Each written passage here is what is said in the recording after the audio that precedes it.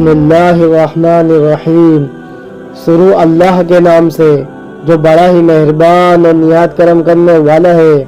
محترم ناظرین، السلام علیکم۔ رائے راجو ایک بہت بڑا ہندو جادوگر تھا۔ لوگ اسے اپنے جانوروں کا دودھ دیا کرتے تھے، اور اگر اسے کوئی اپنے جانوروں کا دودھ کا نذرانہ نہ دیتا تو وہ اس کے جانوروں پر ایسا جادو کرتا کہ جانوروں کے تھن سے دودھ کی بجائے خون نکل آتا تھا۔ ایک دن ایک غریب بڑھیا تازہ دودھ کی مٹکی لیے جا رہی تھی۔ آپ رحمت اللہ علیہ نے اس عورت کو آواز دے کر بلا لیا کہ دودھ کی مٹکی ہمیں دے جاؤ۔ تو اس نے کہا کہ یہاں سے چند قدموں کے بعد کچھ فاصلے پر رائے راجو جادوگر رہتا ہے، اور یہ دودھ اس کو ہی پہنچایا جاتا ہے، اور اگر نہ پہنچایا جائے تو جانوروں کے تھن سے بجائے دودھ کے خون نکلنا شروع ہو جاتا ہے۔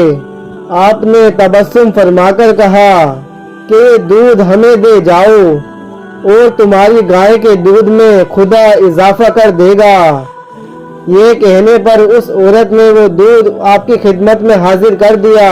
آپ نے اس میں سے باقدر ضرورت نوش فرما کر باقی دریا میں پھینکوا دیا۔ بڑھیا نے گھر آ کر جب شام کے وقت دودھ دونا شروع کیا تو گھر کے تمام برتن دودھ سے بھر گئے۔ یہ دودھ تھا کہ کسی طرح تھنوں میں ختم نہیں ہوتا۔ جب اس بات کی خبر اس کے ہمسایہ سہیلیوں کو ہوئی، دوسرے دن وہ بھی اپنی اپنی دودھ کی مٹکیاں لے کر آپ کی خدمت میں حاضر ہوئی۔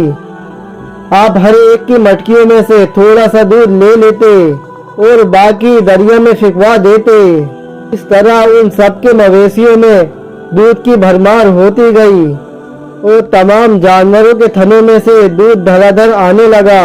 اور پھر لوگوں نے رائے راجو کے پاس جانا چھوڑ دیا، اور جب اس کو اس بات کا علم ہوا اور وہ آپ کے پاس آیا اور کہا کہ تم نے ہمارا دودھ تو بند کرا دیا، اور اب کوئی اور بھی کمال تو دکھاؤ۔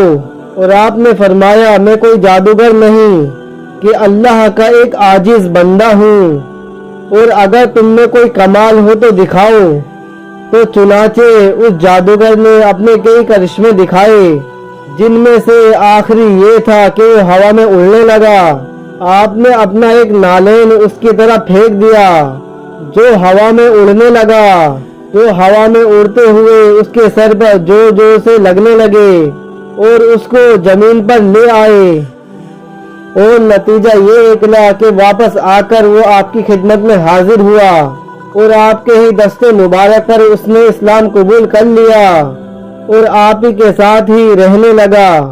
چنانچہ آپ نے اس کو شیخ ہندی کا خطاب دیا اور اس کی روحانی تربیت فرماتے رہے، اور وہ بھی آخری دم تک آپ کی نہایتی مخلصی مریدوں میں شامل رہا، اور اس کی اب اولاد بھی حضرت کے روضہ مبارک پر مجاورت کر رہی ہے۔